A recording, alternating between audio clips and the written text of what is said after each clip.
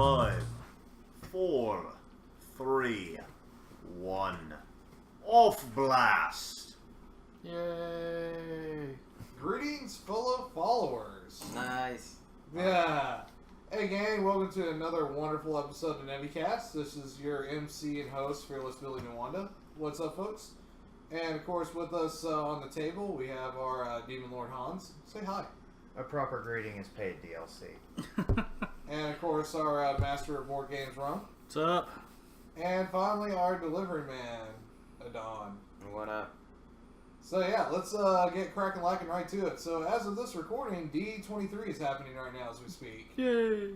So, you know, like, as far as, like, our gaming stuff, I mean, a lot of people wonder why that relates, but, I mean, there's hot new Kingdom Hearts 3 footage that just dropped. So hot. So steamy. So woody? So woody. Yeah. But, yeah, they unveiled a new trailer today with an apparent launch date of 2018, which I will believe when they put that shit in my hands so I can play it. But, you know, the main thing they wanted to show off was, besides the very gorgeous looking Unreal tech, was the new world they unveiled, which is the Toy Story world. Yep. It really kind of brings a couple interesting questions for me. For one, like, how far have we come that actually has caught up with the tech of Toy Story when that movie first came out? And two... Actually, it's more like Toy Story 2. How, like, realistic some of the parts looked. Especially when they go outside. True that.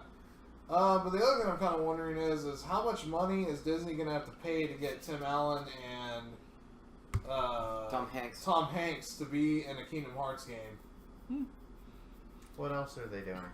They're about to do Toy Story 4. Really? Yeah. I thought they ended the... Whatever. Yeah. That's what everybody thought. They were doing little shorts for a while, and now they're working on Toy Story 4. It's supposed to come out in 2019? Something like that. They announced that at D23 as well. And I don't know if we've broached this subject on the NeviCast before, but since Disney now has the license to Star Wars, what's to stop them from putting Star Wars in Kingdom Hearts? Seeing as how everything was Star Wars this weekend at D23 so far. It was? Yeah. Just about that and the upcoming Avengers, like Infinity Brouhaha. Yeah. They showed like the their whole map for the Star Wars land for Disney World. Mm-hmm. They announced the Star Wars hotel. Yeah, that was a pretty neat one too. When we both me and Adon were checking that out. Adon, did you want to comment on that one real quick? Well, I think I'm not a fan of Star Wars. Boo. Yeah. I think yeah, and I'm not ashamed of it. And I think it's pretty impressive that they're doing an entire hotel, and not only that, it's custom made. Your adventure is custom made. You go in, and then they give you your own adventure with costume. Yep. Yeah. You have a backstory. They give you like a little stuff so you know how you're supposed to be acting. Right. And you're looking out into space. And all of the employees are cast members. So, right. Like, everybody a part of the hotel is actually, like, as if they were living in the Star Wars universe. It's a full immersion experience. And I think that's pretty impressive. And what I'm hoping for is something else aside Star Wars. I think that if they can do something like that with Star Wars... Well, they do own, or they do have a World of Avatar land at Disney as well. Okay. They could probably do something with that later on. Exactly. Something equally custom made and fully immersed adventure. Yeah, plus I heard they were making a killing off the world of Pandora as well. Yeah. Really? Yep. Yeah. Like, it kind of proves, like, I mean... They got the floating mountains and, like, all the different rides and stuff you can go on there. Yeah. I mean, it's just a really good sign of how much of a killing they've made, or how much, like, how strong Avatar still stands in the public consciousness, even though the original one came out quite a while ago. Yep. But it made it's one of the highest grossing movies of No, all it's time? the highest grossing movie. I thought Titanic was. No, it overtook Titanic by Yeah. $1 billion. Oh wow. So, Well, I stand corrected. yeah, it is the current king, both domestic and worldwide. But yeah, so I mean, a lot of like really cool stuff, that was announced Yep. at D23.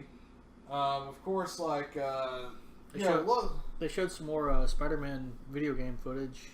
yeah. Also, they showed off some Battlefront stuff too, didn't they? Yeah. Yeah, it looked pretty cool. Yeah, Battlefront 2 is a game can't wait to get my hands on. That'll be something that'll be streamed on Evan Panda Plays quite a bit. Yeah, during the panel or the whatever announcement, John Boyega came out and was showing off the gameplay, space battles and everything. Nice. Yeah, it's gonna be some good times. Speaking of movies, something that I read too is that HBO and Netflix are the grand winners of the Emmys this year, which proves how... Not surprising though. No, it isn't. And to me, what's impressive is how we're watching TV now.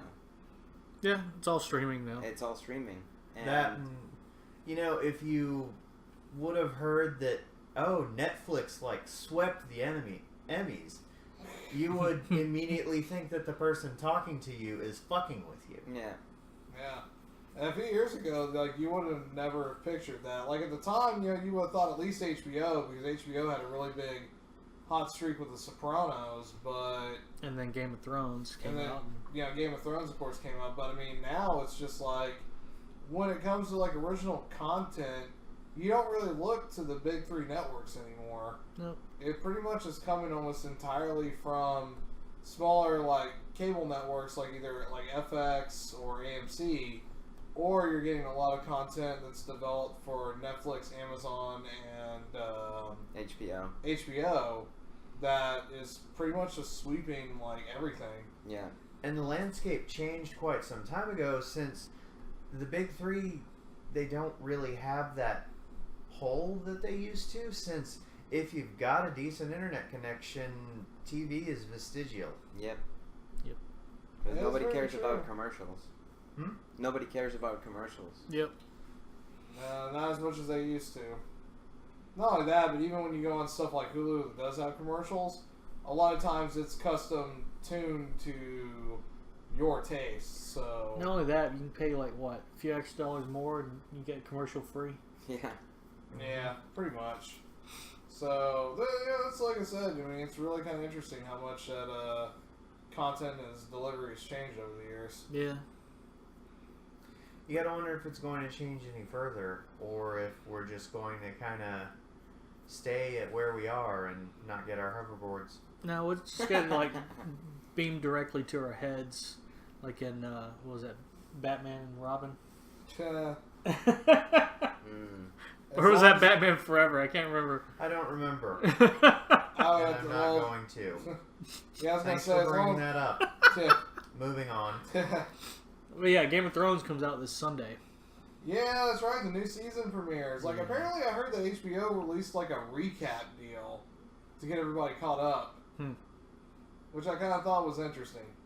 Well, I'm going to vent for a moment and say that Berserk did that twice in one fucking season. You know what I needed mid-season? A recap episode, because I haven't been watching it week to week. Thank you, Berserk. Thank you for wasting a fucking week of your limited broadcast time. That speaks to me like they ran out of money. Yeah. That's Very usually possible. what happens. I actually remember that happening during the filming of Power Rangers RPM. They blew through so much production money in the first 3 episodes alone. So when they got to the midway point, they had run completely out of cash.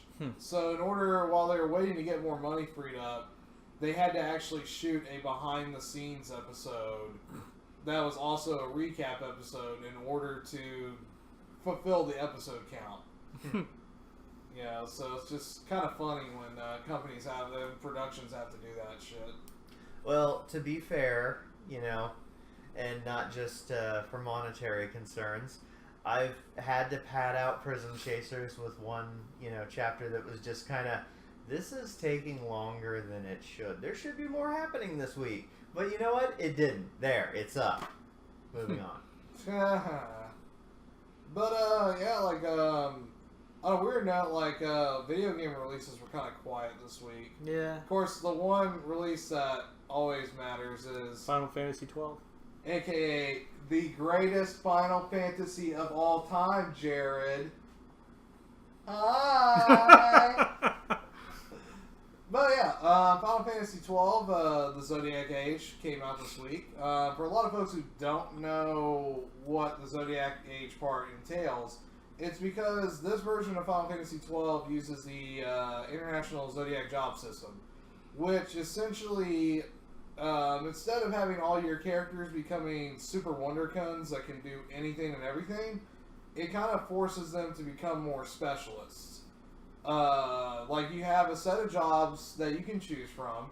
Once you choose that job, with the Zodiac Age, you're allowed to kind of take on a second job as kind of a support deal, but otherwise you're locked into that job, which means you can only use certain weapons, you only have access to certain abilities, and it kind of forces you to strategize a little bit more in what you can do with your characters. That's kind of crappy.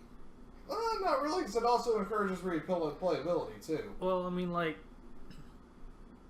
will they have a version where you can just turn that off and play it like you originally could back on the PS2? I doubt it. Well, I mean, I don't know personally, but I doubt it. Because, don't get me wrong, Final Fantasy 12 is, once again, the greatest Final Fantasy of all time. No. And, it was, had a lot of, a lot of really great concepts to it. But unfortunately for me, even I kind of felt that it was a little bit too much, having, because, once you unlock the license board for everybody and just grind it out and did it, it was just kind of well, now I just have to get through the rest of the game. And it kind of took away a lot of the danger. All that's left is everything. Pretty much. So I think the Zodiac job system, really kind of helps transform it into, I think, an improved game. Well, it's like I said, it's something I've been waiting for a long time to come over to these shores. So, well, back when I played 12 on PS2, which was oddly enough an impulse buy that I enjoyed far more than I thought I would. I kind of tried to keep the license board to, okay, let's have Bosch be a monk. So that means he's not going to use this ability, not going to use this ability. So it kind of streamlines it for people who did that challenge in 12, the Zodiac job system. And it is interesting, and I would not mind playing the game again. So I probably will be picking up Zodiac Age at some point. I still need to whack through Tokiden 2, and recently got back with FF14, so I will be streaming solo runs of Samurai in the Palace of the Dead to see how many times I can fuck that up. Good plug there. Yeah, it's a nice plug. It's what I do. We got merchandise. I pimp our merchandise. Again, a proper greeting is still paid DLC. Yes. Just remember, gang, that Jared, Final Fantasy 12 is the greatest Final Fantasy of all time. 10's better. 12 doesn't have Meg Ryan as the main character. Oh, lordy. But, yeah, so, it's kind of, dried up. Of course, this upcoming weekend, though, Splatoon 2 launches. And, of course, there's the Destiny 2 beta to look forward to on the 18th is when beta starts off for PS4 owners. Yeah, you'll be seeing a lot of that at FM Panda Plays this upcoming week. But, so kind of moving on from a lot of the gaming side, before we really get deep into Animu stuff, I kind of want to go on a solo event for a moment because a lot of people, well, everybody in this circle of peeps knows, but as far as the public goes, we really don't talk much tokusatsu stuff on here. And, though a very interesting thing happened is that the latest Kamen Rider was unveiled this week in the magazines. Kamen Rider Build. And it's actually really interesting because Is that the gaming one? No. This one actually takes more of a... Excuse me. It feels like the suit's an homage to Double. Huh. It's more sleek, more streamlined, and it uses half-form changes. That's kind of cool. Really interesting kind of concept. So yeah, I'm kind of looking forward to it. Of course, like a real plot synopsis, like a bunch of stuff's been floating around, but you can't really trust that stuff in its entirety until the actual unveiling conference takes place, which should be around the corner. But I don't know, it's kind of like actually a pretty interesting design for once. You know, especially after, because I know a lot of people, X8 is a really great Kamen Rider show, but I know a lot of people were thrown off by the design and kind of the concept. Which one was the one where they went into space? That was Kamen Rider Force. I think that was the last one I saw. Yeah. I missed After Force? Wizard and whatever the one that was like a video game, whatever. That one's X8. Yeah, I missed that one. Yeah, there was, after Force, there was Wizard, Gaim, Drive, Ghost, and then X8 is the current one. Yeah. When that ends, Build will jump on. I don't know, I really liked O's too. That one was really good. Yeah, O's was a really good one. But a lot of people are kind of calling this, like, it's not only that, but we're also getting a Kamen Rider Double manga coming out here soon. And, they might even be doing like a Joker or solo deal. Speaking of comic books, I saw something about. You remember Stargate Universe? Yeah. Well, they're making a comic book series to continue the story. That's pretty good, because didn't Universe kind of end on a weird cliffhanger? Yeah, it was just around the same time they had some kind of a strike or something going on. I don't think it was the writer's strike. It might have been. I'm not sure. But something was going on big that Sci-Fi just canceled the whole series suddenly. Yeah, I think it was around the time of the writer's strike. They went ahead and just pulled the plug. But yeah, they're going to be continuing the stories from that, and then in comic book form, sort of like season 11 of Smallville. That and also like the continuations of Buffy and Angel. Yeah. Took place in comic book format. So, yeah, that's pretty cool.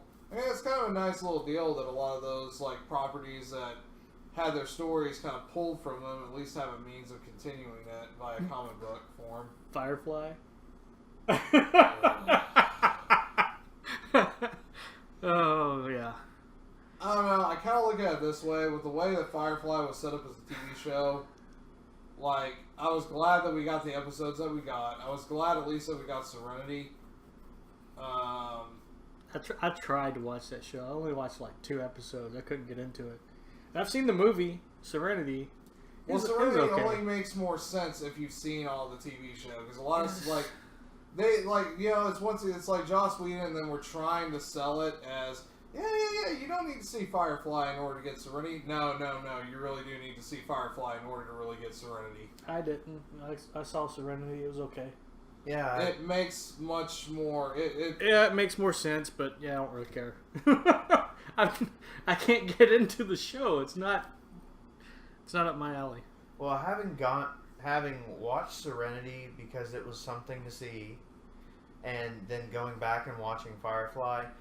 By itself, Serenity is serviceable, but I will say that after you've seen Firefly, it not only bookends it very well, in my opinion, but it does, add to the experience. It's like, oh yeah, that, and that, and that. Yeah. There's certain moments in Serenity that are a lot more powerful when you've watched all of Firefly, because it does a lot to set it up. Yeah. The biggest one I can think of is Leaf on the Wind. Yeah. Because, when you see it in Serenity, it's just, that's an interesting saying. But when you get that that's his thing and he's been doing it for the length of the series, it's like, yeah. Kind of that deal. It clicks into place much better. Yeah. And then, of course, after that, you start constantly telling people about how you can't take the sky away from me. I saw a meme the other day. It was like, Firefly is just the opposite of Waterfall. So somebody said, well, what if there's another universe where there's a show called Waterfall and it's been going for dozens of seasons, and it's a crappy show, but for some reason it keeps getting renewed. Yeah. Well, because they keep chasing waterfalls. Yeah, they won't stick to the rivers and lakes that they're used to. And We're done with that joke. Yeah. Yeah. Let's move on very quickly away from it. So, you know, the summer anime. Yeah, summer anime stuff is going on. Yeah. Quite a bit. Like, it's kind of one of those. It's not really an action-heavy summer. It's much more. There's a lot of shows that have to do with dying and going to other worlds. Yeah, like the whole trope of I am an otaku who is going to get myself killed and awaken in a fantasy world trope is in full fucking effect. Yeah, we got at least 2 that are showing on Crunchyroll right now. Yeah. Just from this season alone, we have Knights and Magic, which is this programmer Otaku guy gets killed after going to a Gunpla store to get some new Gundam builds to build up. Gets hit by a car and is sent to another world where they have giant mechs that are controlled by magic. Yeah. And the other one is what was it called? In Another World with My Smartphone, or something like that. Yeah. This is just getting bad. God accidentally drops a thunderbolt from heaven and kills this guy by accident. So he gives him one wish. He can't bring him back to his own world, but he can send him to another one. So the one wish the guy had was he wanted to keep his cell phone. That's it. That sounds immensely stupid. It's fucking hilarious, though. The guy like, before he sent him to this new world where there's magic, of course, he upgraded him. All of his abilities. And let me guess, he finds himself a harem, and the same fucking series plays out ad First nauseam. episode, he gets 2 girls. Oh dear God! I'm kind of waiting for that, you know, light novel to get adapted into an anime where, you know, the otaku NEET dies and is like reborn as, you know, a medieval stapler in a fantasy world. Because of all the stapling they did in the medieval times. As long as that's one thing he gets to take with him is his stapler. yeah. So he's like, we got a staple gun. Congratulations, you have topped bringing your fucking cell phone to a fantasy kingdom in levels of stupid. But Gynax will be in contact with you to finalize plans. It's been upgraded, so each one of the staples you can like use a certain type of magic for it. So. And of course, you know, when the dub comes over to the States, it'll be voiced by Rob Schneider. But he's busy filming The Aloe. No. True that. Yeah. No. We'll get Matt Mercer to voice him. Matt It's Mercer. high time I fired my agent. Matt Mercer as Rob Schneider as the stapler. No, what's one dude's name? Vic Mignogna. Yeah. Get him in there, and then also who played Vash? Johnny on Bosch. Johnny on Bosch. Get him in there too. He'll be the bad guy. But he needs to be the hot-blooded, youthful hero. Okay, we'll make Vic Mignogna the bad guy. Yeah, but you know what you're going to have to do. You know you're going to have to fund like another 12 episodes of Star Trek Continues to do that, right? Yeah. But at least we don't have to hire Johnny on Bosch's band to come in to do all the soundtracks. No, that's going to be part of the whole deal, too. Like, iShine will provide the soundtrack. Not only is Johnny on Bosch going to voice act that shit, he is going to score that shit, too. We got the workings for a great thing right here. We should start writing light novels and send them out to Japan. Well, would solve all of this if we had Clive Owen voice every character in the series, even the women. This is true. I'm only half joking. But yeah, so yeah, lots of And those. technically, types. I did just write a light novel. Yeah, you pretty much You did. did. The anime that I ran into that is not like that, but it's related because you go into another world, which is a dream world, is 18. 18F. And I watched the first episode of that. It sucked. And that I sounds hated like it. porn. This guy's like, 18F? yeah. I liked it. I liked it a lot. Yeah, that's. You have a different taste. Yeah. What is that one about it, Don? Guy gets trapped in the dream world and has to fight witches. That sounds kind of interesting. It's all like surreal and Well, so was Madoka. yeah. I couldn't Because I watched all I watched all of the first episode. I couldn't get into it at all.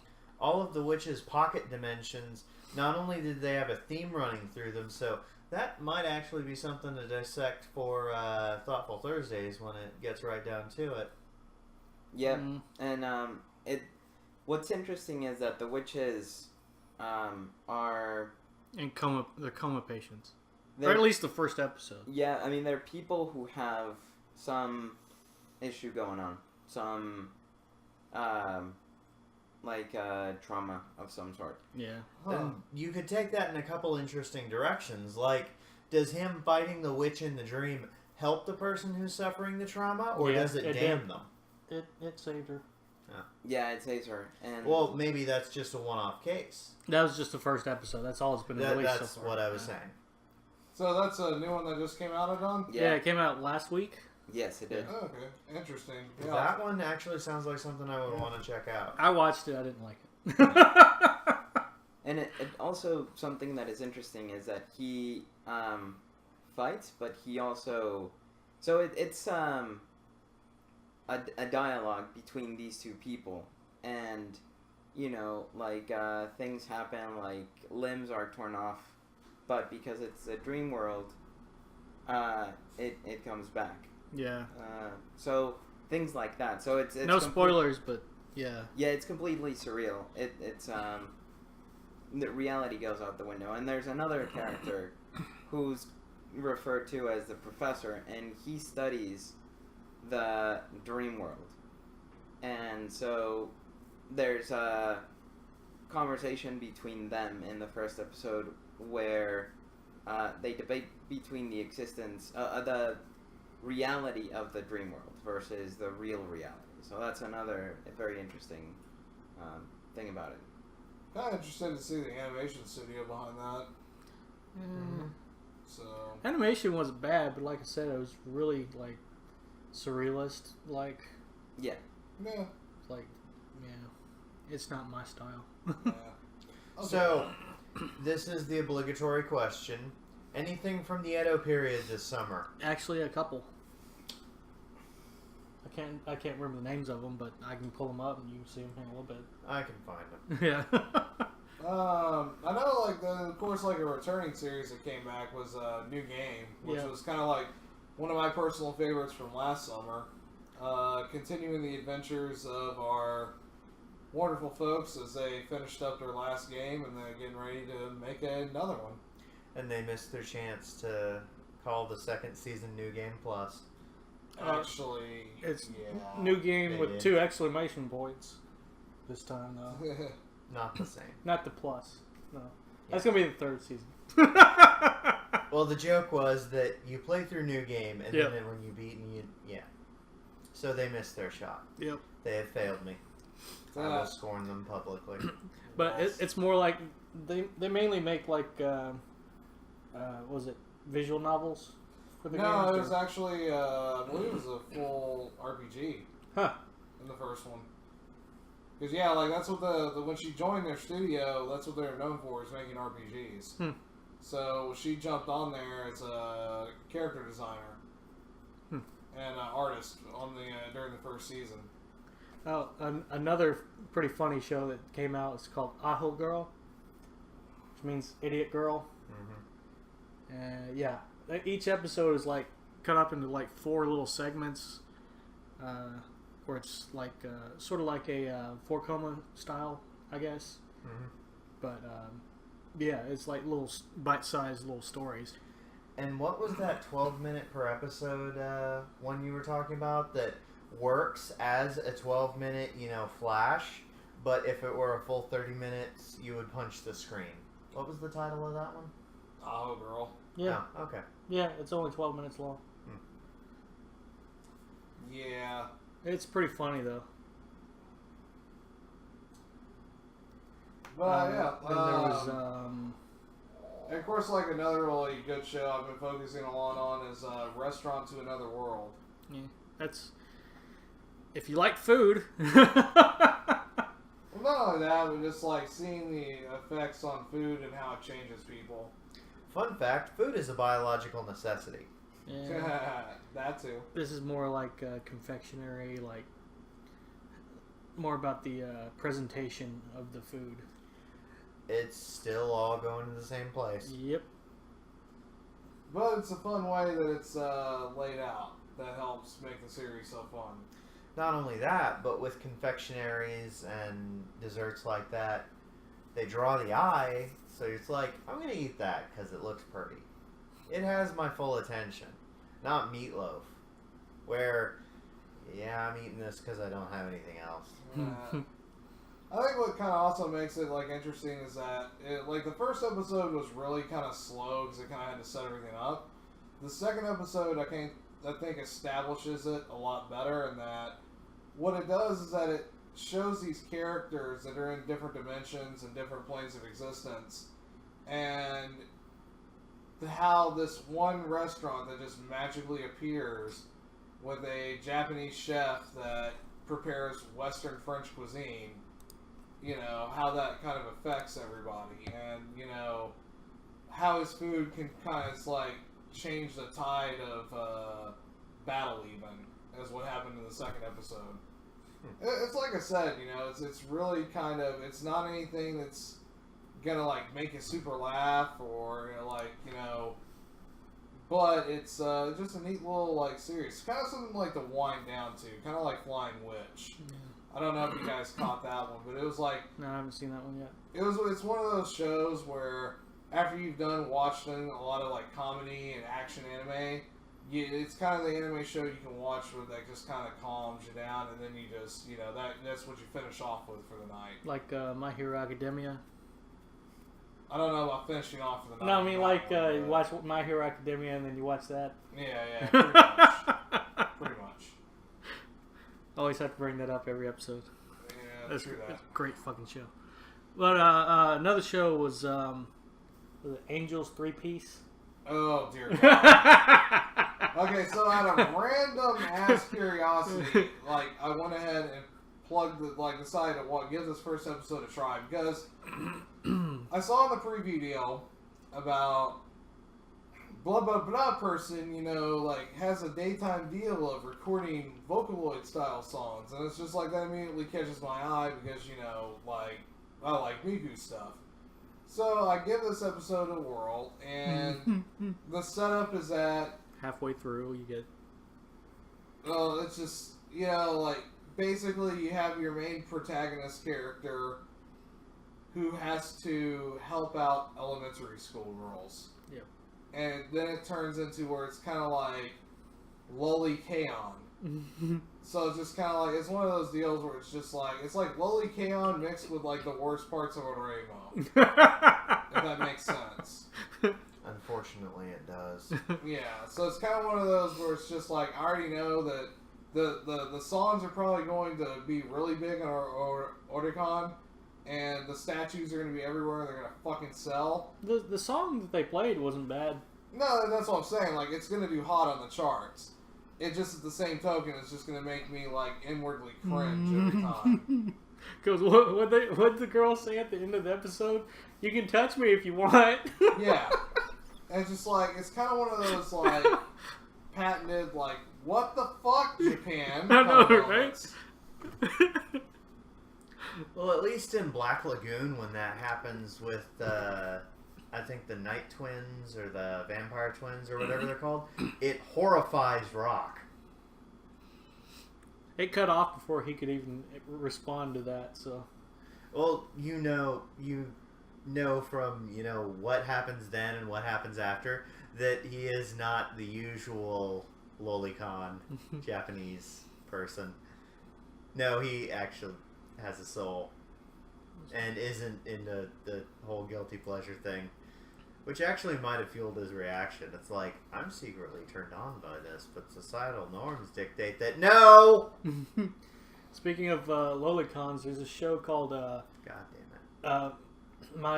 My First Girlfriend is a Gal, and this dude's friends with these three loner guys who are obsessed with lolis, and his childhood friend is like a opai loli girl. That sounds like a contradiction, because the entire loli thing is being underdeveloped, having that little girl. Well, she's like form. 3 foot tall, but she has huge tits. What the fuck happened? Weren't there good anime that came out? But the whole point is like they're all supposed to be these like virgin guys, whatever, and it's like they trick this one dude to confessing to the Kogal girl of the school to try to get him to at least lose his virginity. And Like I She's said, Japanese Pie. yeah, Subtitle, stupid. yeah. Yeah. It's a pretty funny show though. like I said, There's only one episode out right now. yeah, the summer has got some odd choices this year. Yeah, But, they're entertaining.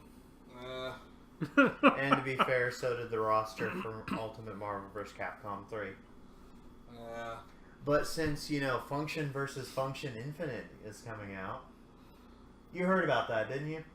No, what happened with Okay, that? with Marvel vs. Capcom Infinite, I'm sure anyone who's following the game notices that they have been incredibly cagey and mum about the inclusion of any X-Men characters who have been a staple to the versus Capcom series since X-Men versus Street Fighter. Their name was in the goddamn title. And a lot of the X-Men characters, they lend themselves well to fighting games. Like Wolverine, for fuck's sake. It's a no-brainer. Include him. Everyone knows him. But the thing is, since Marvel wants you to focus on the MCU and things they have direct control over, they have made no mention of including the X-Men. And the thing is, when cornered about this, they didn't just say, yeah, unfortunately we can't do it, but hey, Rocket Raccoon's pretty cool, and we can use him. No, instead they said, well, characters like Magneto, they boil down to, he can 8-way dash and he's really fast. Why don't you play another character who can 8-way dash and really fast? Instead of boiling the essence of playing the character and enjoying it, they're basically just telling you, yeah, the characters don't matter, which for a lot of people is bullshit, because in Soul Calibur, that summer where I did nothing but play Soul Calibur, I played Mitsurugi because he looked cool. He was a character that's like, yeah, I could play that character, and he'd be awesome. Not, oh, he has a dash cancel. He has 2 stances, and one of them can guard impact. Yay, I'm going to play it. No! I took one look at the character select screen and go, let's rock. So, I really it's a whole, because Fox owns the rights to... Yeah, they're all trying... Well, they don't own the rights to, the comics or the... I was gaming getting stuff, to a but... different point. They're trying to steer people away from it, and they're doing it so poorly that it's backfiring on them horribly, because they might have a point. Especially in the comics, because they had also, segregated the X-Men from the rest of the Marvel Universe in the comics. And that's hilarious, because they're essentially asking us to forget the X-Men. I don't know about you, but the X-Men were what pulled me into Marvel. Spider-Man for me. Fair enough. Spider-Man was big on it, but he's kind of an old heavy hitter. The X-Men really came into their own in the 90s. Yeah, the Jim Lee run is what really helped them out. For me, it back was when they the... launched Blue and Gold. For me, it was the Spider-Man animated series. Which does not hold up. No, I'm sorry. no, the animation is it terrible. didn't. But it's what got me into all that stuff, though. And then the X-Men series that came out at the same time, where they had the crossovers with Spider-Man. Mm-hmm. Well, that's actually nothing new, since when, like, early in the X-Men career, they were mutant hunters. Basically, they used that as a front to not only fund their adventures, but unless the mutant was a total dick, they would invite them to come to Charles' School for the Gifted. Now, obviously, since Spider-Man does mutant-y things, but, you know, he's got the usual sci-fi origin for his powers, so he's not technically a mutant because he wasn't born with it. Unless it was that stupid fucking Amazing Spider-Man movie. Don't care. Yeah. Anyway, yeah, they investigate him, and they have a fair amount of crossover, and it was really cool. Yeah. But we have kind of gotten off topic. I was just basically... I actually did not like Ultimate Marvel vs. Capcom 3. A lot of the character choices, they just didn't interest me. And with Marvel vs. Capcom Infinite, I have played the story demo, and I'm not super excited. It somehow felt more clunky than Marvel vs. Capcom 3, which I know the way to get good is to master wave dashing, which I never bothered to. But, yeah, the gameplay felt clunky. The characters are... I don't know. I'm happy that Guardians of the Galaxy found success and it got a bunch of people into it, but they're still not Rocket Raccoon, to be exact. He's a fucking gun character. Everyone knows that asshole who plays a zoning character and just easily zones you out with neither tact, nor skill, nor anything like that. They're just playing to win. They're playing to dick you over. And that's not going to help you get any better at the fighting game. It's not going to add to your enjoyment of the fighting game. It's just going to make you want to punch that person. And video games should not be about, you know, dicking people over so you can get this minor monetary load blow and you've worsened a relationship because of it. Ba-da-bop. That was that was Hans's rant for the day. Can we zoom in to see the death glare I'm giving him? But seriously, done talking. Yeah. Just as an addendum, there was a roster leak that occurred with Marvel vs. Capcom. And if it is true, it is once again proving Capcom to be extraordinary dicks. Because apparently what they're doing is they're not planning on adding Fantastic Four. But... yeah, but who gives a flying fuck? Well, the problem with Fantastic Four is that a lot of people don't really care for the Fantastic Four themselves. It's Doctor Doom. Doom, Galactus, Silver Surfer. A lot of the cosmic stuff is locked behind Fantastic Four. True. Which is unfortunate because they aren't, you know, the A-team of Marvel. Yeah. Literally. But we all know I'm alluding to the Avengers because yeah. It starts with an A. And I'm so fucking tired that, you know what, I give up. I'm just going to be... But the thing that if the roster leak is true, a lot of the X-Men are going to be locked behind paid DLC. But at least that's a dick move, but at least they'll have them. Yeah. I was under the impression that they just would not have them. Yeah, like, a lot of people were thinking that too, and of course Capcom is being extraordinarily shitty about their communication to fans. Like I said, function versus function. It's yeah. like, you know what? You totally don't want to play this character. You want to play this character that we're unveiling now, who does the same shit, yeah. but is kind of a tool and will make you hate yourself for playing. Kisaragi Jin.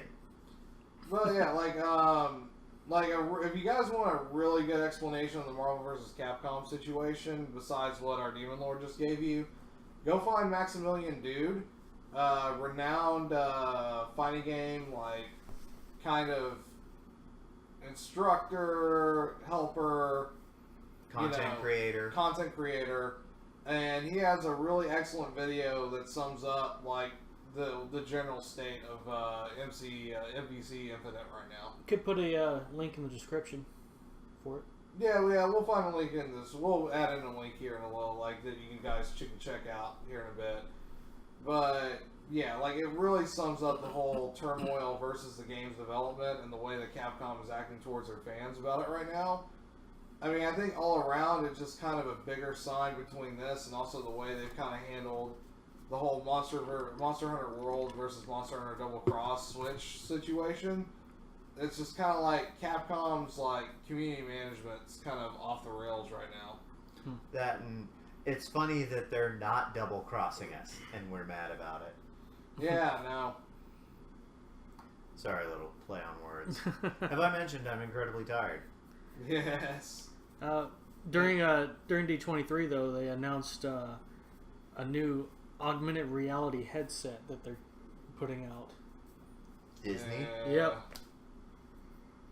Okay. Yeah, pretty much my reaction. It's like, well, we'll see how this goes along with the... Yeah, it's supposed to be like the VR headsets where you slide your phone in, but instead of being right in front of you, it's got like this little clear screen, so you can still see the world around you, but you put your phone above. I guess it shines it onto the screen itself. I don't know. I don't know the details or anything, but... Yeah. This little phone of mine, I'm gonna let it shine. They're supposed to have some kind of like lightsaber game where you actually go out and buy the lightsaber and then you can play the... I don't know. I guess you deflect stuff back, or I don't know. Well, hey, Texas is allowing open carry of swords. Does that count lightsabers?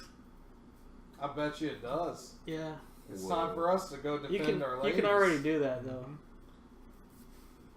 Yeah.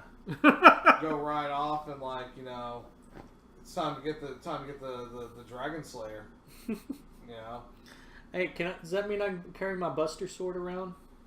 Finally? I bet you it does. Just over my shoulder. Yeah. Bust ass, bust the sword. Oh, lordy. And then, yeah, I think at this point we've completely gone off the deep end, so I would say it is time to end the facilities tonight. Thank you guys for checking us out as always. Likes, comments, and subscribes are super appreciated. Find us as always on the Navy Double group on YouTube. This way. Here we go. And we're pretty much everywhere. We always do Let's Plays, different podcasts, and everything throughout the week.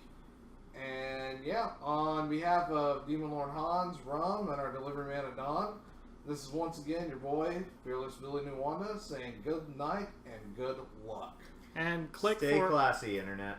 Yeah, click for our other videos. Something like that. Yeah. Later, peeps. Bye.